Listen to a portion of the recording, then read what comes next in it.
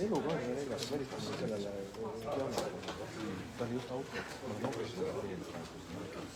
Aga nii hull ei saa ju olla.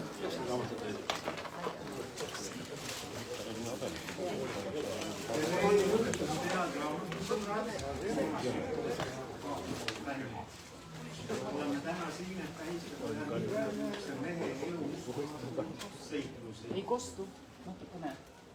Oleme täna siin, et tähistada ühe mitmekülgse mehe elu uskumatu seiklusi. Tõesti ühe väga ainulaadse värvika eluraamatu ilmimist.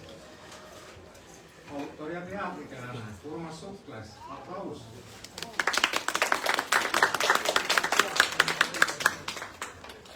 Ütle Taagsalus Joosput Sukles. Eestis Suhedumaaga kõige kauem rekordiliselt 25 aastat võimul püsinud linnapea. Püüame siis täna võtta jutuks selle põgusalt, mis raamatus põhjalikult kirjas, mis oli pandiks, mis komistuskiviks tema eduloo taga. Arstiks õppinud rahvamees on värvikad memuaarid kirja pannud väga lõikava ja ainult talle omase otsekohesuse ja musta huumoriga. Mis peamine, ühtlasi on see raamat EÜE põlvkonnast, väga üldistusjõuliselt, põlvkonnavahetusest murdelistel 80-ndatel, 90-ndatel, mil riigipiruka võttis üle ja jagas ümber maleva suvedes parastunud ühtehoides õppuskonnas. Mäletate küll seda riigipiruka? Ümber jagamise kujundit, armastuses 3 apelsini vastu tegelased asusid ühel hetkel riigipirukat ümber jagama, et sealt see kõnekäänd etendusest, mis umbes samal ajal oli populaarne, kui hakkas tegelema raamatus kõneks olev mudamahtja. Aga kõik me tuleme sellest ajahetkest, kuhu me sünnime, kuhu me juhtume sündima, kelle kõrvale, kelle juurde. Kui mõelda, et 26. november 58 on tänase peategelase siia ilma tulekupäev, siis guugeldades vaatasin, mis sel ajal maailmas sündis. Tollane uut ja Nikita Hruštšov oli just sel päeval välja kuulutanud uue 7-aastaku plaani, mis nägi ette Ühendriikidest möödumise. Et ma mõtlen, Urmas, et kui sa ise mõtled, et millised plaanid sa oled kõik jõudnud oma elus täita, siis kas sa oleksid ette kujutanud seda kõike noore poisina, kellelt sa siis saada tahtsid, mis oli su unistuste tippelabi selles ajas, kui sa unistama oskasid hakata, mis oma eluga võiks peale hakata? No, siin istub Anudes, mis oli keelekorrektor, eks? Keeletoimetaja, noh. Anu saatis mulle meili ja küsis, et kuule, ma loen seda raamatut, aga siin üldse ei ole aateid ja idealism. Nii et sinu küsimus oli samamoodi, et ega mul ka lapsena mingid aateid ei olnud, aga ju ma ikkagi kosmonaudiks tahtsin saada. Ega see, et ma kogemata arstiks sain ja pärast veel rohkem kogemata linnapeaks, noh, see kõik oli ikka selline shit happens. Tundsid sa mingi lagi ja piirid on ees, et kui oleks vaid võimalik, et küll siis unistaks suuremalt ja elaks suuremalt?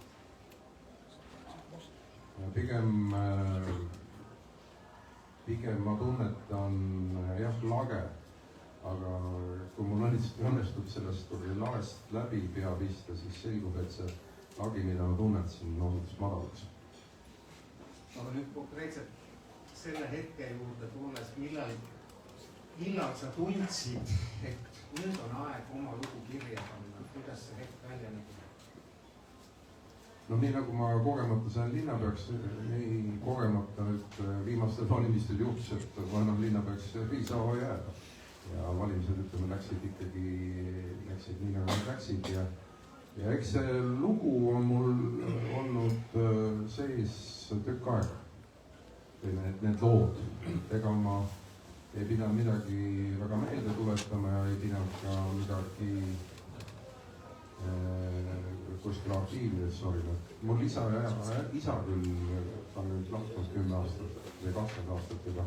Isa lõikas välja ajalehme väljamärkeid ja pani nad nagu arhiveeris, nii et ma neid vanu ajalehe väljalõikeid natuke sirvisin ja seal mõni seik tuli raamatust tänu sellele lisaks, aga tegelikult see lugu oli mul, või see raamat oli mul sees ja kes ma ei tea, Maret või Raili, kes ütles, et kui ma nüüd seda raamatut kirjutasin, siis ma nagu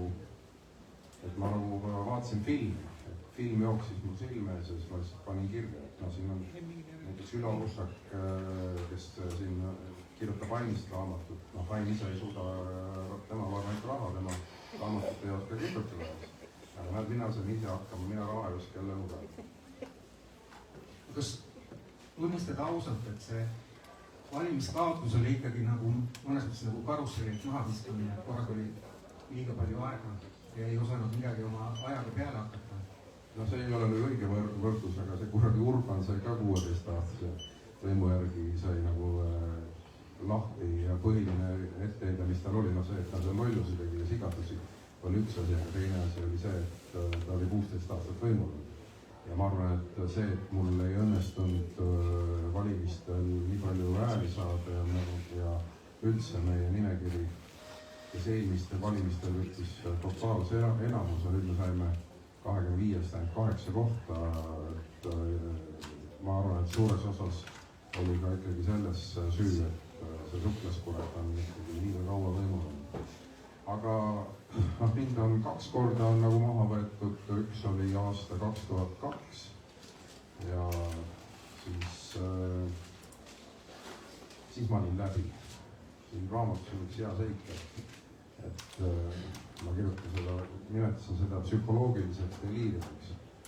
Et näiteks rääkisin abikaasaga juttu ja mul õla peal istus väike suklas ja ütlesin Maretile midagi ütlesin, siis suklas ütleb õla peal, vaid tark ütles ära. Ja istus täiesti tõsi, noh, kui sa võtad viina üks kõvasti, siis tulevad need kuradid. Aga mul tuli väike suklas õla peal, noh. Ja 2002 ma olin läbi, aga see valimiskaotus oli moorne. Üldeks tehti mulle päris palju haiget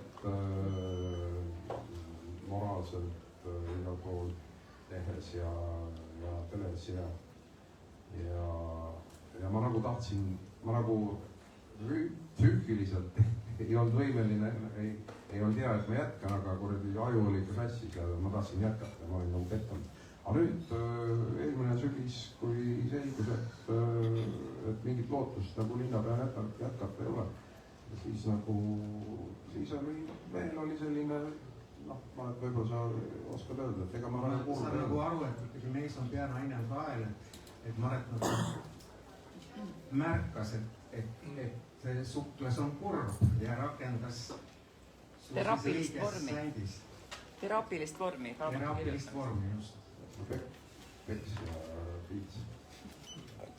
Aga et see selles mõttes isegi üllatab, et selles raamatus ka, et ta on ju üldiselt sellises rõõmsas, hoogsas, õstlikus tonaalsuses, aga paaris korras ikkagi tuleb selline nuprus ka välja või isegi selline, et sa tunnistad oma nõrkust ja ebakindlust ja alaväärsustundeid, mis sind nii arstina alustades haiglatööd kui ka linnapeana, et seal sa ju tunnistad, et kui sa ühtepidi ütled nüüd, et see väike sukles istus õlal, et algus oli hoopis vastupidi, et sa olid hoopis ebakindlam kui välja paistis. No kui ma linnapeaks sain, siis ma olin siis ikkagi ütleme, ma sees kees ikka kõvasti.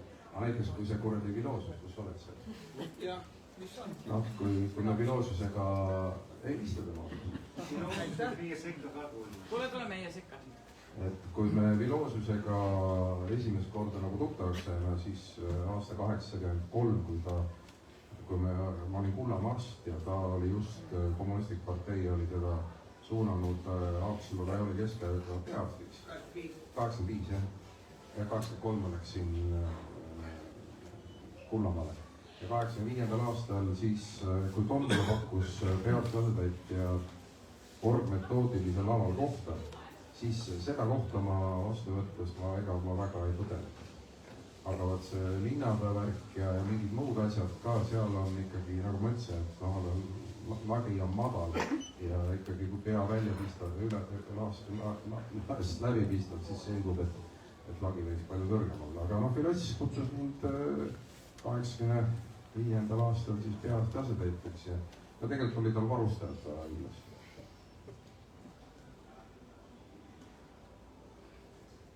ja meid viis kokku ikkagi alkohol. No nii. Nõukogude armeega ikka. No me olime Paldiskis kordusõppusel. Olime, ma põgusalt kirjutasin ka selle, et olime Paldiskis kuskil 20 meest olime Läänemaa või Haapsalu reooni arstid ja siis ettevõtete juhid. Ja esimese 2 nädalaga jõime ära kõik, no peaaegu kogu Haapsalu haigla piirid. Me ei tee mitte midagi, istusime, hommikul hakkasime jooma. Trilma tõtta oli mäng.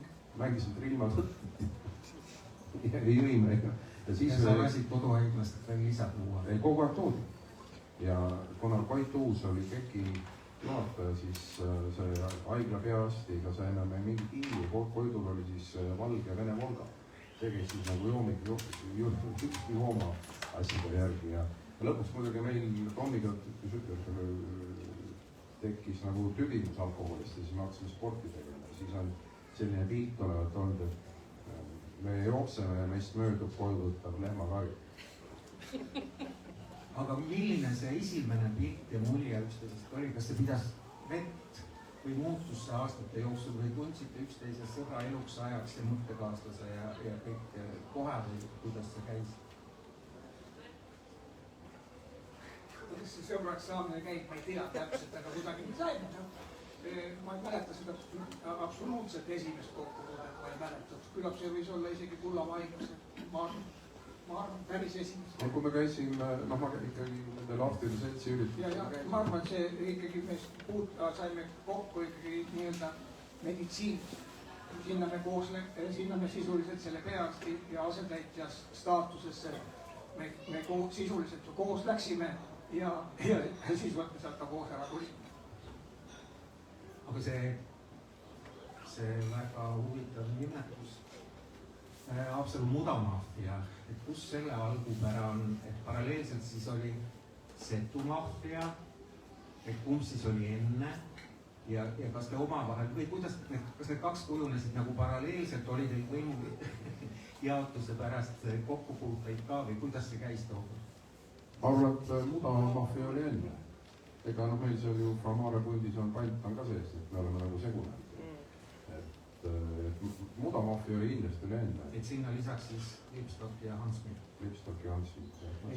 Tallinnas võis öelda veel, et oli ju haigekassa juht, oli Sotsiaalministeeriumi kantsler, oli Taliinov, aga ta nagu mudane ta väga ei olnud. Aga ja ikkagi, kes selle nime siis leiutas ise? Ajakirjandus. Selle nime leiutas ajakirjandus, me ise küll leiutas. Me oleme ikka korralikud isegi. Millega te selle siis ära teenisite? Mis te saavutused selleks hetkeks olid? Silma jäämine ajakirjanduse jaoks? Kui me mõtleme nüüd seda aega, siis selleks, et silma jääda, selles mõttes kadedale silma jääda, selleks on vaja, nii vähe oli vaja. Praegu on palju rohkem. Siis oli väga vähe vaja, mingi uus autor ja kohe oli korras. Me ostsime 4 halli, hõbehalli A6. 3. No, ostsime mõne. See nendele pildinikkujatele ikkagi pähe ei mahtunud. Siin tuli Salmost hakkas kuskil liikus ja mingis saates ja kohalik Lääneelu tegi mingi loo ja eks ta nii nagu tuli. Aga maffia siis peab olema keegi ristiisa ja keegi mustatöö tegi ja kuidas teil need tööjaotus, kuidas see kujunes? Ei, kui keegi tööd tegi, siis seda olin mina. No, nii vähe, kui seda tehti. Ei, ära sinna maffiasse, ta kinni jääb. No vaata, siis me saime nagu linna, kõigepealt me tegime linnale sanatooriumi ja siis me kuidagi saime sinna 49% osanikeks ostsin neid siia sisse. Ja see nagu väga pähe ei mahtunud ja siis see, ma arvan, et see, et me olime, esiteks nemad läksid ka Tallinnasse, mina olin munitsipaalpoliitikuks ja noh, nagu see maffia on, ajab ju haavad laiali. Aga see oli kõik palju hiljem ju, kui Urmas Linnavik. Urmas Linnavik 93, see Kamaares on valmis 97, 4 aastat vahet. Aga teistega pealinna kaasa ei tippunud?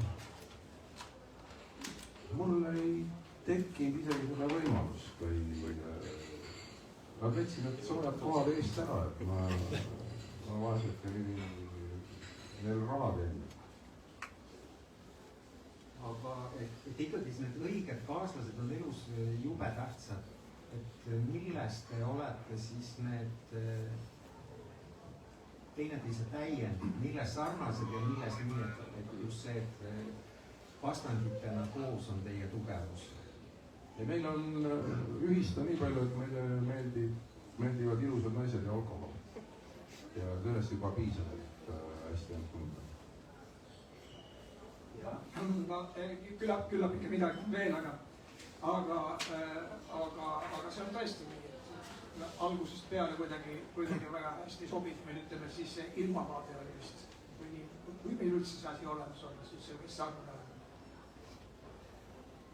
Seal raamatu tagakaanel on tsitaat pikk ja väärt teekond, milles sai servapidi ligi oldud. On mida meenutada, mida unustada.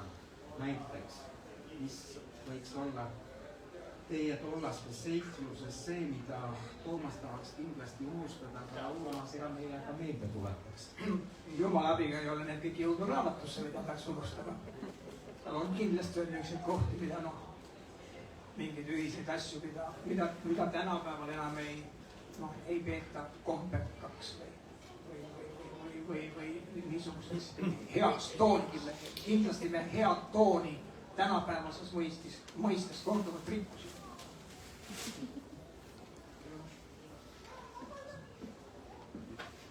Ega nii loll ma ka ei ole, et ikkagi. Aga muide, ma seda võtakski Urmas küsiks su käest, kas sul olid eeskujud ka mõned head elulooraamatud, mis sind on haaranud ja vastupidi mõned sellised, mis sa mõtlesid, et sellist ise küll ei tahaks kirjutada, et joondusid sa kellegi memuaaride järgi? Tõde ja õigus, ma arvan. Mitmes osa? Karlsson on ainult kraamides lugenud. Kui see kuradi valimine läbi sai ja siis tekkis selline periood, valimised oli 16. oktoober ja kuni 5. detsembri, sa oled linnaga, aga sa tead, et sa ei ole enam linnaga. Et selline täiesti mõttetu aeg oli nii, et lähed sinna korral linnavalitsusest läbi, et väga midagi teha ei saanud, mingid allkirju pidid tegema. Et ja siis ma hakkasin sisustama sellega, nägisin päevalehel tennis ära ja ma nüüd Maret võib-olla ka toetab mind, et ega ma ju midagi nagu eeskujuks ei võtta.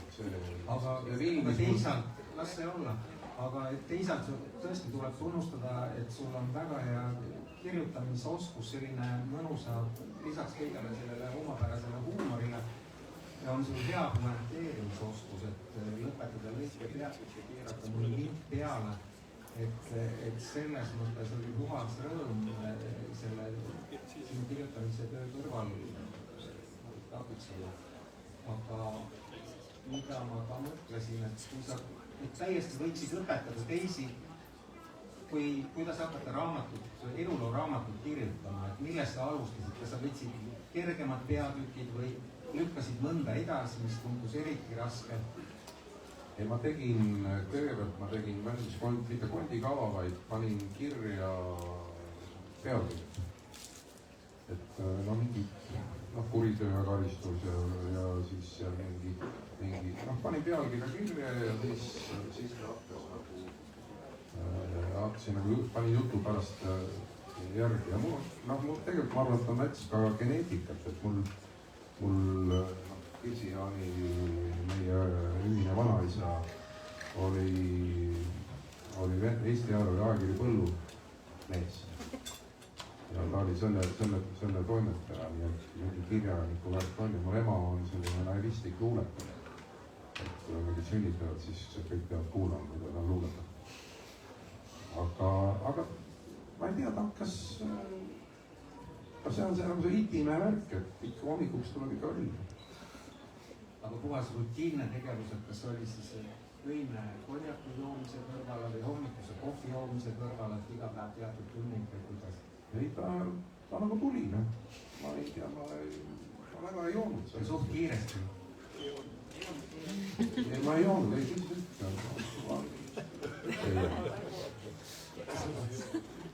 Ja purust peaga ega välja, ega itiga purust peaga välja ei tule.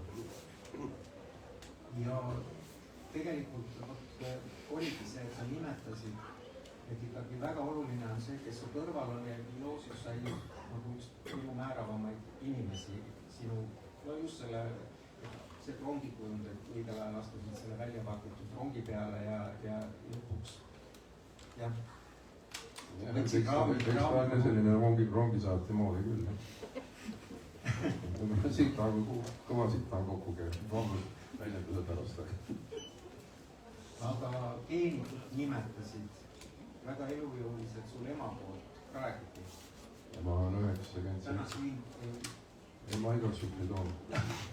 Ei, ta oleks siin hakkama külla saanud. Aga luges poisi raamatu läbi ja Liine? Ta loeb, aga talle üldiselt meeldib. Ja huvitav on see, et ma ei ole saanud, päris palju tuttavaid ja sõpru on nagu lugenud ja just mulle kirjutas üks küllalt selline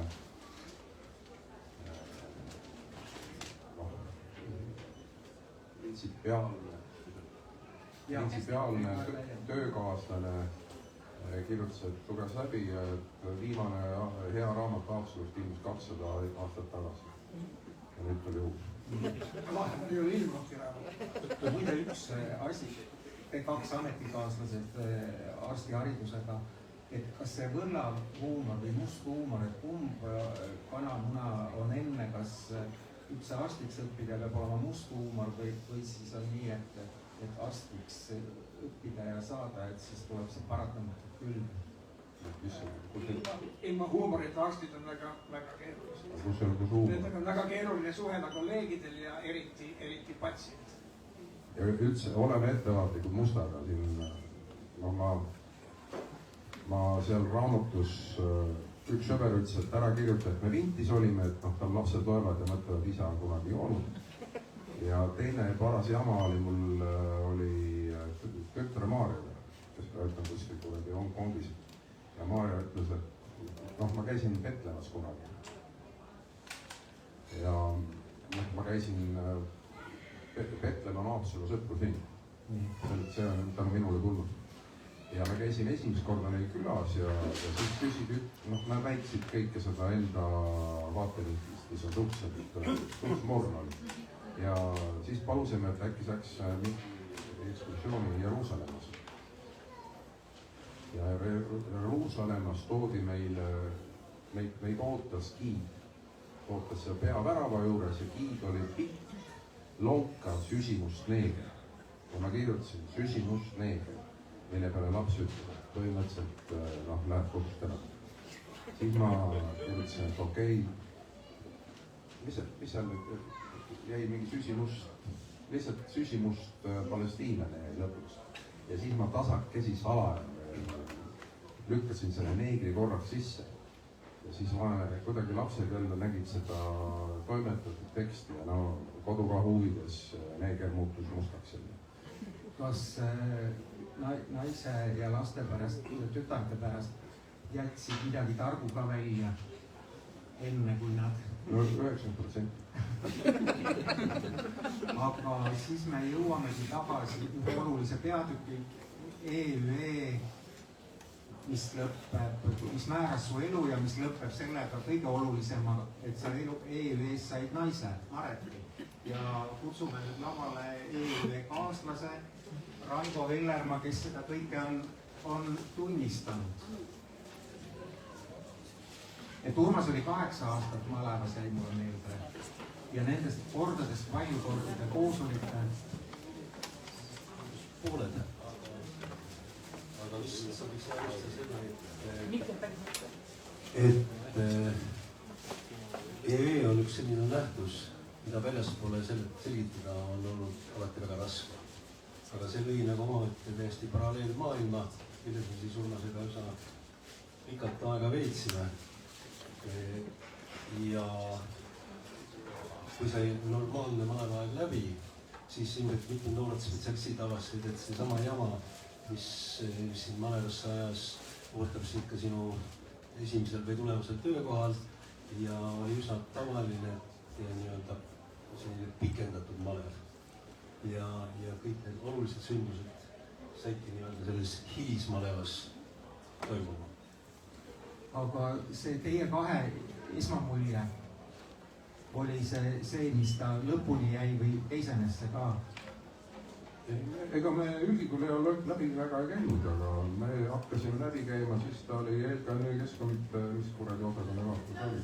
Spordi ja massilise ta tegi sellist mängu nagu Sarnitsa.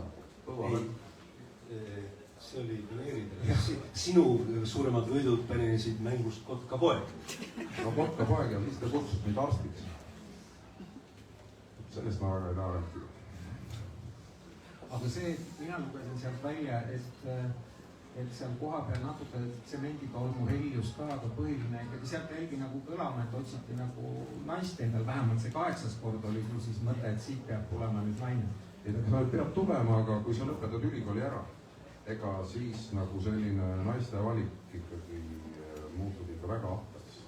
Ja nagu filoosofias on siin hästi läinud, et ta sai nagu on arstid naised andeks, aga tavaline taks oli see, et sa lõpetad ülikooli ära, tuled kuskil arstiks ja siis sa vaene mees pead leppima mingi medtööga. Kuna Kirsid läks ka hästi need olid üliõpilasabielud. Ja tegelikult siis Ellekas kutsus mind ja sinna Kotkapoja arstiks, see oli päris naljakas oli.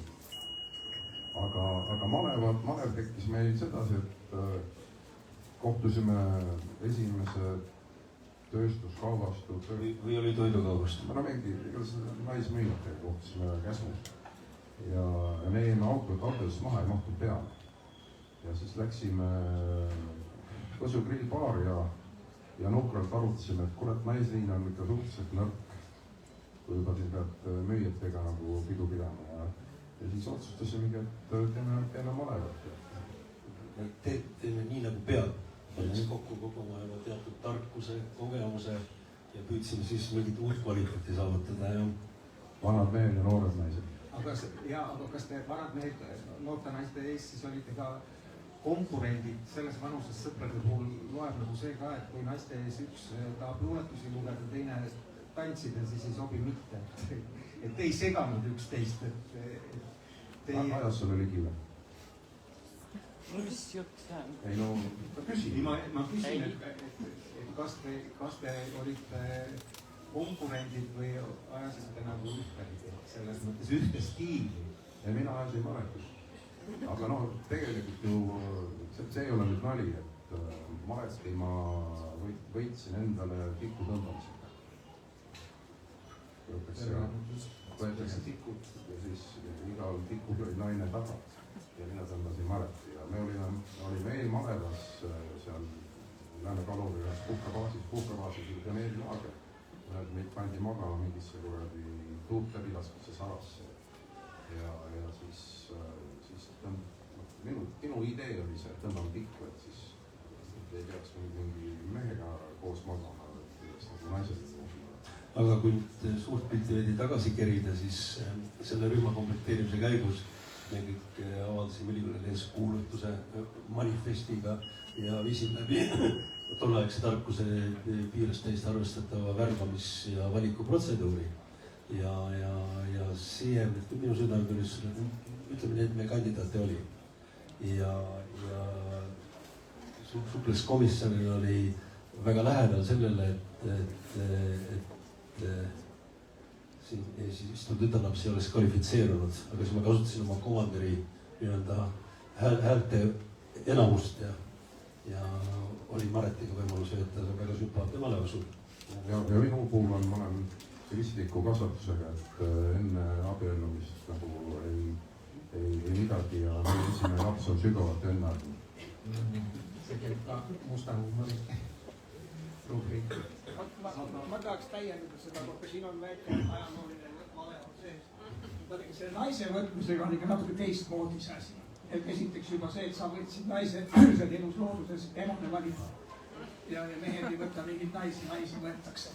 Aga see oli niimoodi, et see valik oli teil nagu see on malevas tehtud.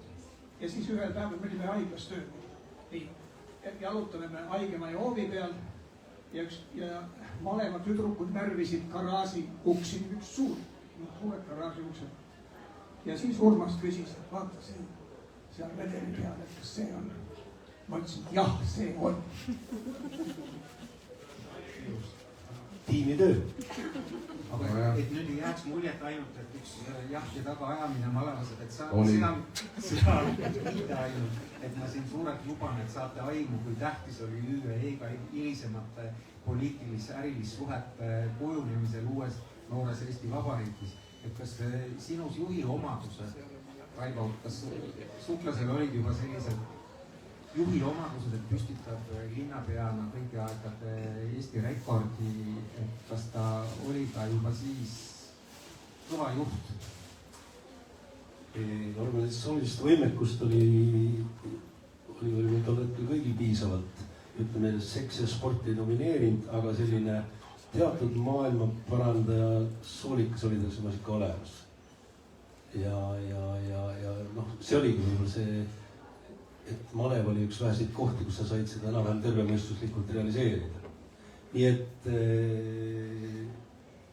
ja ta oli ennast ju maleva piirkonnades juba tõestanud, mis on tegelikult, nagu on näidanud ka järgnev Eesti majanduses toimunud, et need, kes on EUS selle reaalse juhtimiskogemuse edukalt läbinud, need on ikkagi mänginud väga olulist rolli meie ühiskonnas tervikuna. Kõva, mitte Tartu Ülikool, vaid see kõva maleva kool, aga seda ma just tahakski küsida, et mis te siis ütlete, mis on see EÜE põlvkonna ühisjoon või milles see ühine keel, et teil see elus see üksteise mõistmine, asjaajamine selle võrra lihtsamalt käis kui teistega, et milles see peitus või seisneb, mis on see, mida nendel, kes EÜE-s ei ole käinud, ei olnud siis käinud või ütleme siis nüüd uued põlvkonnad, kellel pole sellest aimugi, et milles on see vahe, et nendega on mõnes mõttes isegi võimatu ühiskeelt ehk leida või?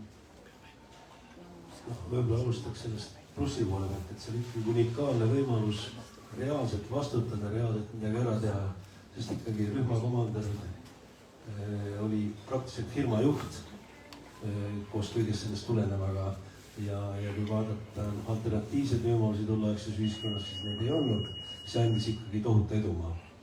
Ja eks seal oli ka läbikukkujaid ja pratsatajaid küll, aga need, kes sellest nii-öelda kadalipust läbi murdsid, see oli ikka unikaalne kogemus. Sa pidid õppima teistega arvestama. Mul on üks hea lugu selle raamatus, küll ei ole. Kui ma olin rühmakomandör, siis tuli üks rühmakomandör meile ütles, et kuule, et ole hea, võta mind palun rühmakomandöri koha pealt maha. Ma tahan ühe naisega magada, aga ütles, et tema rämskustada rühmakomandöriga ei maga.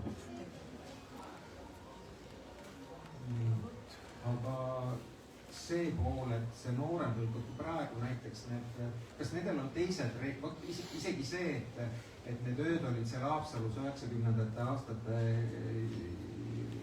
üsna mustad selles mõttes, et need seadused ja reeglid olid suhteliselt paindlikud, et te saite toimetada seal veel mitte vastu võetud seaduste raames, et selle võrra oli ehk lihtsam kui praegu, aga teisalt kui on teil seal Haapsalus need Haapsalu või selle Itaalia päevade ülevõtmised ja asjad, et kas selle uue põlvkonna tegijatel on mingid omad reeglid ja omad eetikad, mis ei haaku selle EÜE meeste eetikaga või sellised teemaotsad poetan välja, mis te ütlete? ma arvan, vist järeltulevatel ja uutel põlvkondadel on olnud nii palju teisi võimalusi oma neid otsuseid ja valikuid teha, nii et ma arvan, et siin mingit vastuolu ei ole. Küsimus oli lihtsalt selles, et omavaheline EU oli mõnes mõttes võib-olla sihuke ainuke aken või poollahti uks. Praegu neid võimalusi on kordades rohkem ja ilmselt neid valikuid on ka rohkem. Ja malev ikkagi, kui olid ikka jobu, siis saadi. Suhteliselt kergelt tuli, sest oli selline kõnepruuk, et kui sa tahad teada, kellega on tegemist, siis käid malevas või käid aga välismaal, siis oli pilt see. Kas malevas oli ka kiusamist? Söödimine välja? Oli. Aga õiglased? Ei, kui sa olid jobu, siis kogu, mul mõned rühmad ikkagi paar inimest ikka läksid õhtus minema, mitte et mina läksin kiusanud, aga... üks on jobu, teine on egoist. Või see on üks ja sama? Ei ole. Mõlemad intimid? Ei ole. Egoistina mul mõlemad on pärast väga kõvad karjääri teinud, aga sinu jaoks ei ole jobudeks, jah? Üks oli egoist ja teine oli jobuna. Aga jah, ma ei osanud äkki küsida, tahaks ise öelda. Lauda ootab seal. Jah, ma just nagu valmistun kui järgis. Ma arvan, et me õue vaimu oleme lahti seletanud ja selles mõttes olid vahvad stardipakud, mida Urmas on hiilgavalt ära kasutanud. Aitäh! Ja ega mul raamatus, ma isegi kuskil tunnistan ka, et väga paljud tembud, mis asjad, mis seal lehekülgede peal on ikka kerges vines sündinud ja see malevik andis tugeva alkoholismi ennetava kavestuse sul see, mis on ikkagi ära joodud, on see ikka hullumeelne. Seks, alkohol ja rock'n'roll. No nii, võtame rock'n'rolli just.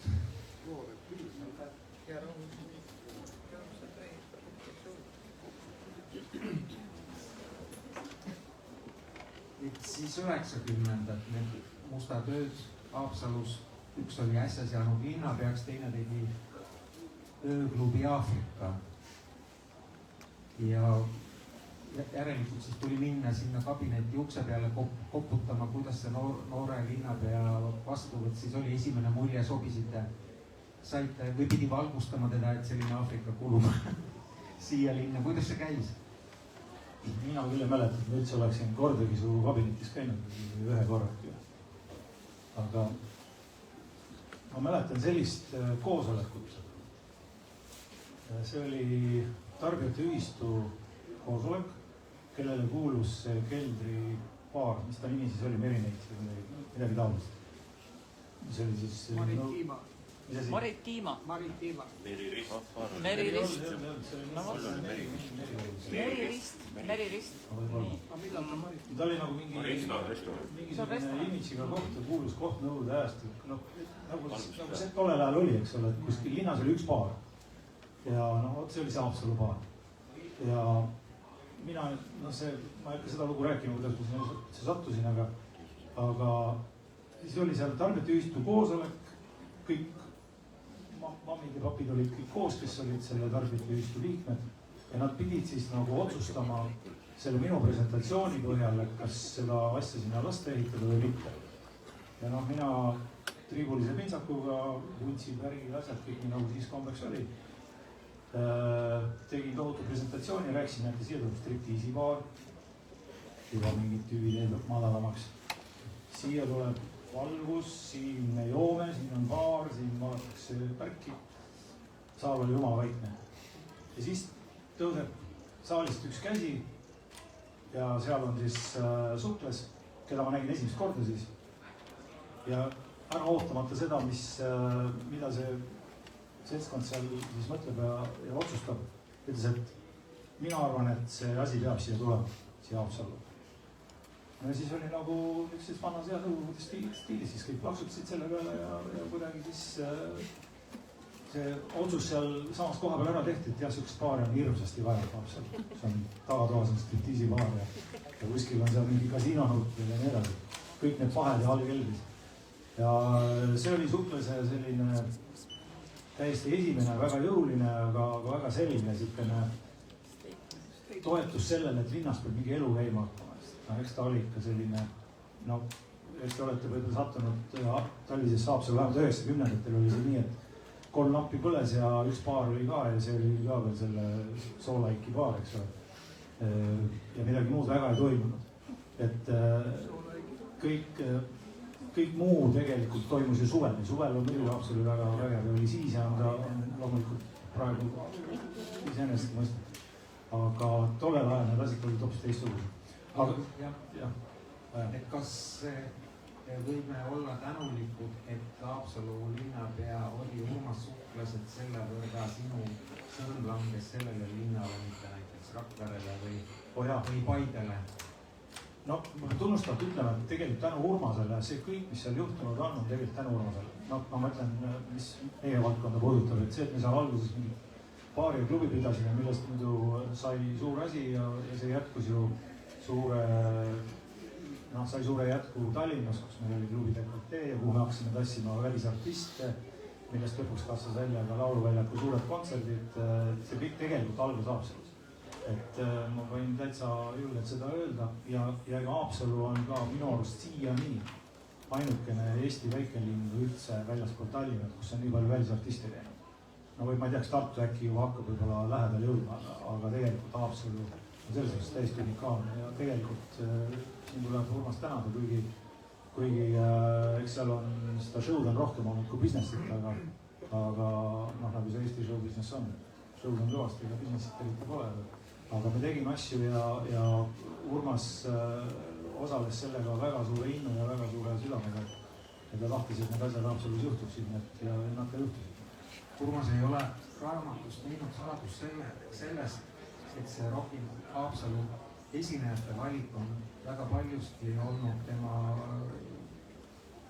iidolartistidega seotud, et suur osa sellest, miks ta seda tööd on teinud, on see, et võimalus kohtuda nendega, kellega poleks nooruses kujutanud ette, et kunagi on võimalik kohtuda. Kui sarnane teie kahe muusikamaitse on?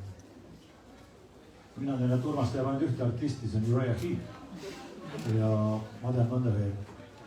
Aga tegelikult need retroartistid, nendega peab olema hästi äärmiselt ettevaatlik. Eks me vaidlesime ka ja eks me vaatasime ka neid asju. Ma isegi võib-olla suudad ka midagi meenutada, kuidas me seal lõplikult mingid valikud tegime, aga no eks ikka lähtusime sellest, mis välja veab ja mis see piletihind saab olla ja kui tunnetust ei ole, et kas see artist nagu on midagi, millega oleks võimalik kuhugi jõuda, siis me seda ka ei teinud. Et oli selliseid asju küll, mida tuli kõrvale jätta ja Urmasele tuli ka midagi maha püüda. Ka näiteks Tuud Sellos, mis oli meie ainult suur edu, kus ainsana mina tean, et Haapsalu linnus me välja müüdi, see oli ikkagi tema välja müüdi. Mõningaid oli veel, ma Robert Planki mäletan, kuidas me esimese, siis meil oli see Pioneers Festival. Selle teid sina. Kui selle Urmas ikka, see raamatus ütleb ikka Robert Plant sai sinna Tšaikovski pingile ja siis sai Tšaikovski pingile. Et kas te ise Tšaikovski muusikale austajad ka olete?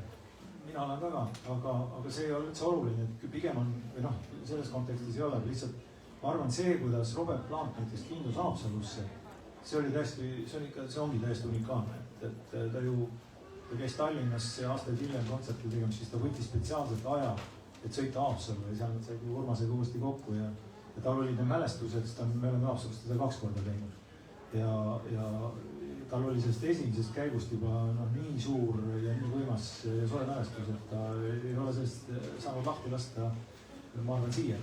ja noh, näiteks sellesama esimese festivalil, Firenet festivalil, mida me tegime, meil oli seal tiimis tüdrukud, kes on teinud kontserte, mingi tehnilist toimetamist ka teistes kohtades, aga üks meie tüdruk, Piret, kes näiteks rääkis sellise loo, et ta oli kuskil Euroopas mingis lennujaamas ja mingisuguse suveniiriständi juures võtmehoidjad või midagi, see valis suvalises Euroopa lennu, ma isegi mäletan, mis lennujaam see oli, Brüsselis, ma ei tea. Ja tagant tuli keegi juurde ja tegi talle nagu kõdi, eks ole, vaatas Robert Plant. Et tüüp mäletas teda sellest ajast, et ta Haapsalus oli meie tiimi liige ja ta veel selja tagant, kuidas teda ära tuli siin edasi. Nimed, kõik värgid olid teada, et see oli täiesti hämmastav. Et selliseid asju, need on lood, mis tegelikult juhtuvad mitte liiga tihti. Absoluutselt ja siis sa näed, et see tegelikult on see, mis on sidunud kellegi sinu mingisuguste tegemiste külge. Ja see on äärmiselt unikaalne ja väga soe meenutus. Aga Urmasel on selles kahjuks väga suur roll. Kogesin seda Urmasega rääkides ka, et ta silmas seda läiget ilmus mõnel korral just siis, kui ta rääkis artistidest Rocki Haapsalu festivalil ja neid kokkupuuteid. Tal on see kiiks olnud jah kogu aeg ja eks see on ka olnud väga suur meie ühine huvi ja tegemine. Meil on siin saalis need Andreas on seal, kes on olnud Rocki Haapsalu meie produktsioonijuht kõik need aastad ja meil on natukene selline, kuidas öelda, Haapsalu on südames ja ei loe iga kord seda viimast senti, et kas see on business ja kui suur see business täpselt on. Aga te mõlemad paistate pead tugevad, tahtejõulised, kangekaelsedki, et mille üle kõige suuremad vaidlused on olnud tulisemad, ägedamad. Temaga ei ole võimalik vaielda. Nii palju on küll, et ma suhtun tasse ju teeditundega, tema proff. Mina olen ju kuradi kiibitsen seal kõrval. Kui ta mõnda asja kuulda võtab, siis ma olen väga õnnelik, aga ega Lauri ja Andreas on kaks meest on ikka profid, et ega ilma nendeta ma võiksin küll siin neid kontserte teha. Esimese kontserti, esimese artistid ja siis on raud. Lihtsalt on nagu, jällegi peab ütlema, et Urmas on selles mõttes olnud selline juba siuke otsustuskindel, et ta midagi tal on sees, siis ta tahab seda teha ja otsime neid lahendusi ja teid ja Jonniga ja helistab jälle tagasi, et ütleme, kuidas oleks sellega või tollega, teeks nii või teeks naa. Et see teatud selline järelepäisus on ka olnud üks osa sellest kulgemisest. Ja lõpuks tahad ise ka tagasi jälle, et kogu see suvine elu ja olu ja kuidagi seob ja vedada tegelikult ongi väga tore lõtkond. Ma lihtsalt mõtlen kogu aeg seda, et kui ta on nagu kahes rollis, et kui ta on see linnapea, eks ole, ta peab seal jändama mingite tolude ja pensionitega või mis iganes, see ei ole alustavat töödud, aga lihtsalt, et see on nagu täiesti teine maailm. Ja siis, kui me teeme mingisuguseid selliseid asju, et selle joone vahel hoidmine, mina näiteks ei ole elus midagi muud teinud, kui ainult tegelenud mingisuguste nii-öelda merelaotusprojektidega, kuigi elatun ka sellest, aga näiteks kuidas see võimalik on, aeg-ajalt sügam kukata mõtlen, kuidas ta seda teeb, eks ole, seda enam, et kui sa nüüd kuulad neid lugusid siin, et üks seks ja naiste tagaimine on kogu aeg. Aga see just anne olla parimas mõttes oma mees, et ta suudab väga erinevaid inimesi kõnetada ja vastavalt igaühele selle, keda kõnetava ühise keele leida, mis on ka nagu sellise suure festivali puhul Orgunnis ilmselt oluline. Jaa, paindlikum kui sina suhtlema. Ta väidab jah, et tema on palju paindlikum kui mina, aga ma ka päris nõus sellel ei ole. Aga seda tuleb küll öelda, et ta kunagi, jah, et ta nagu ei onni selles mõttes, kui lõpuks käega ütleb, okei, tee nagu sa õigust pead. Et ega seal on mingid asjad, mingi pehmus on tas ka olemas. Aga nüüd tõelised kriisihetked, rasked hetked, kui on rahanumbrid ikka väga nutused, milline on Urmas sellisel hetkel, kuidas te siis käitute või asju, olukordi lahendatakse? Urmas on selles osas palju tublim kui mina. Läheb oma aktsiaid müüma ja katsub ära klaarida. Tuleb tunnustada, me oleme kuidagi ikkagi neist üle saanud, et neid kahjumeid on olnud ja õnneks on ka midagi jagada olnud aeg-ajalt, et kuidagi oleme ja tülli ei ole pööranud, et oleme nagu hakkama saanud. Aga see kõige teisalt kõige rõõmu, et mõnel kontserti festivali järgsel peol, kui see rõõm saavutatust on nagu olnud see kõige võimsam. Sellase, ilmselt küll, jah. Kui me läksime pärast, ma ei tea, kas sina olid, aga läksime Bramaaresse, seal ette ees oli siis. Ja ma olin ka seal, jah. Oli Tuultsello poisid seal, üks Tartu juhtur oli, kes sai õnnelikult. Ja siis oli seal mingi Leedu bänd, mis laulis Halleluujat, see oli vägev ja siis ja teine selline tore oli, kui Plant käis teist korda siit, kui me saime ka päris arvestatava kasumi ja siis on sellist järgmine päev sõitsime Riiga, kus oli Riia kontsert, vaat see on, ma ei tea, et ta nimel tasub nagu seda jama, see nende hetkel nimel tasub Laurit ära täna. Aga need asjad ikkagi juhtuvad täiesti, sa planeerid, aga need asjad juhtuvad, seesama Tuultsellos oli tegelikult väga suur edulugu, me praktiliselt reklaami teinud, ütlesin hommikul televisioonis välja ja pilet läks ilmseks. See on nagu unistuste projekt igale promootorile iseenesest. Et see juhtus Haapsalus, see juhtus sellel hetkel ja sellises kombinatsioonis neid asju nagu liiga palju ka ei juhtunud. Seal on neid teisi veel, Alice Cooper ja me tegime nagu, kui Alice Cooper käis, siis me tegelikult rõhusime sellele, eks ole, tegelikult Alice Cooper on kihtartist ka. Aga lõpuks oli nii, et teda soojendas Uriah Heep ja see osa oli nagu parem kui see, kui Cooper seal selle kummikirvega kumminast pead otsast ära lõi. Et minu mis tal see show seal oli. Et siis saab aru, et samasugune asi meil on korra hiljem ka juhtunud, et soojendaja on nagu kordades ägedam kui peaesineja. Et sa nagu ei oska sellist asja päris täpselt planeerida, nagu ei oska seda ette näha, aga sellised asjad juhtuvad. Ja see on see võlu, mis tegelikult, mis teeb nende festivalide ja selliste live asjade tegemise. Ja muidugi Haapsalust teha on kallis, sest et kõik tuleb kohale vedada ja seal müüride vahel midagi muud ei ole kui hilisem tuul, eks ju. Ja korda tehtud seal küll on need teed ja rajad, aga korralduse mõttes on veel ikka on raske teha. Kui ma lõpetuseks veel küsin, et kui võrrelda mängida, mõttelängu võrreldes rokimeestega meil ja mujal, kellega Urmas suhtles kõrvutuks, kellega ta oma temperamendid või tüübilt on natuke sarnast tüüpi. Ei ole, see on täiesti hull ja omamoodi tüüpi sellist, mul sellist teist tuttavat või sõpra ei ole. Et samas jällegi ega seda kihvtim on, mida parem seda põnevam. Ma lihtsalt veel korra imetlen, et ta on suutnud olla Haapsalu linnapea kogu see aeg, eks ole. Mismoodi ta seal õnnestunud, keegi täpselt aru ei saa, aga kõik on äge, eks ole. Ja isegi kaadlustust ei ole tõstatatud.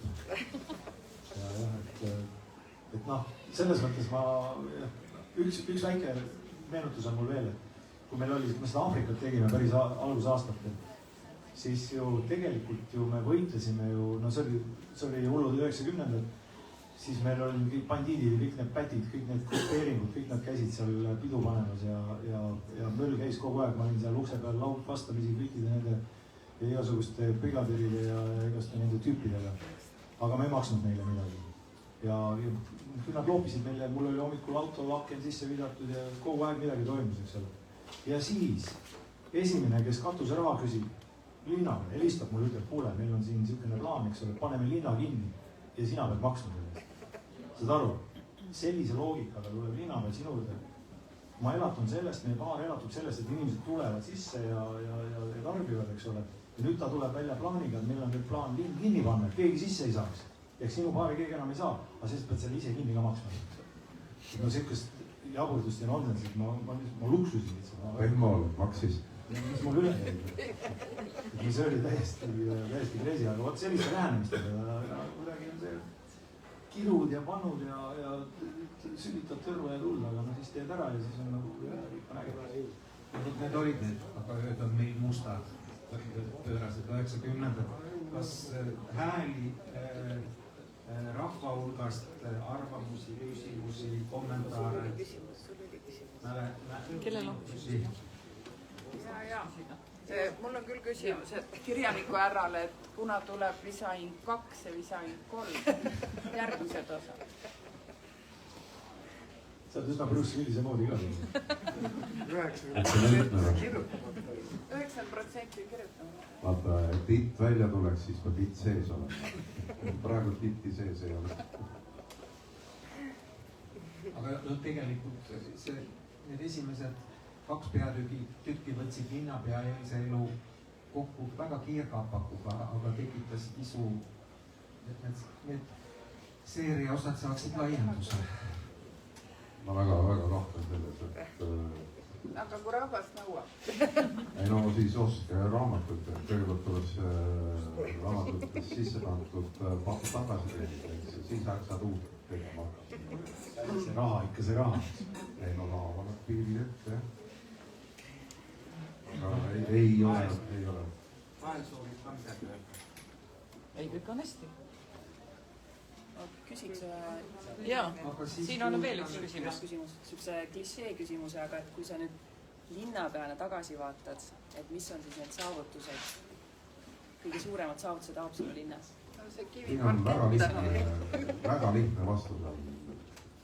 Selle 25 pika aasta tulemuseks on täna Haapsalu linn ja ma loodan, et see kamp, kes uuesti kes su võimult tõukas, et nad väga kiitavad. Mul on sellele küsimusele tegelikult vastus, siin on see kõik on ilus, siin on ainult lõbu ja rock'n'roll tegelikult on kuskil aga higi. Ja selleks, et sellest higist aru saada, selleks tuleb Google'isse sisse lüüa mälestuskuurort Svirkste aasta 88. Need on natuke nuditud, ma eile vaatasin üle 25 mintsi ja dokfilm Haapsalust. Fantastiline, vaadake. Ja seal on kaamera libiseb üle nende kõdurajoonide, mis on täna nagu prillikivi. Aga see kõik on higi, millest ei ole mitte sõnagi kirjutatud, nii et siin tegelikult võiks selle teise raamatu, selle teise osa võiks kindlasti teha, sellepärast et ju huviga jääks ootama, et mina näiteks ootan järgmise aasta romaanivõistlust väga Ma nii palju, mind võeti nüüd, õnneks võeti õigeaegselt maha, et me jõudsime anda Sumbergile veel ehitusloa välja. Ma arvan, et see kamp, kes see täna on, seda ei oleks teinud. Ja see, et Sumberg teeb Haapsalusse 5 tärni spa, see on ikka nii kõva sõna.